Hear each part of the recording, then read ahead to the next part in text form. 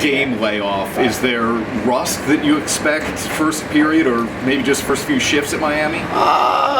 Sometimes yes. I'm not as worried about it this year in that we've had a little more time to practice coming out of it. Some years you just have less. There's teams that have already played 2 games, so they've played the 28th and 29th. With us, we don't play till the 2nd, so we've had we'll have 5 full days of practice before playing Miami, so I don't think that'll be an issue. And then obviously after that, it's really all conference play with the exception of the Mayor's Cup. You guys have played really well so far this year in the ECAC, the little bit you've had in conference. How excited are you for the games to really all matter from here on out? Well, I think they all matter. We don't look at it that way. If you want to make the NCAA tournament, you have to be good in non-conference as well. We made it a few years back. We had a great non-conference record, and that allowed us to get in, even though we tied, I think, for 4th in the league that year.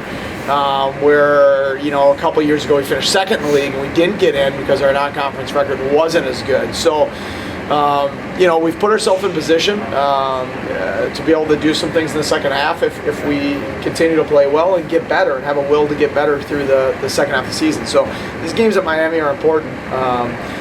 They play in one of the better conferences in college hockey, and they've been a perennial top 10 program in the last 10 years. And our guys, set a pretty lofty goal for our non-conference schedule that they set in there with how hard our schedule is this year, and now we're in position after a 1-4 start to have a chance to achieve it.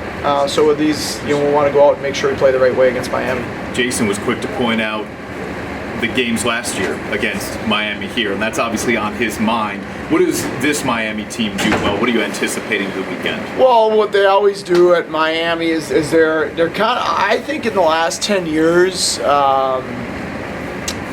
if you're a team that prides yourself on being a hard, physical, competitive team that wins puck battles, in the last 10 years, the benchmark in college hockey is North Dakota and Miami.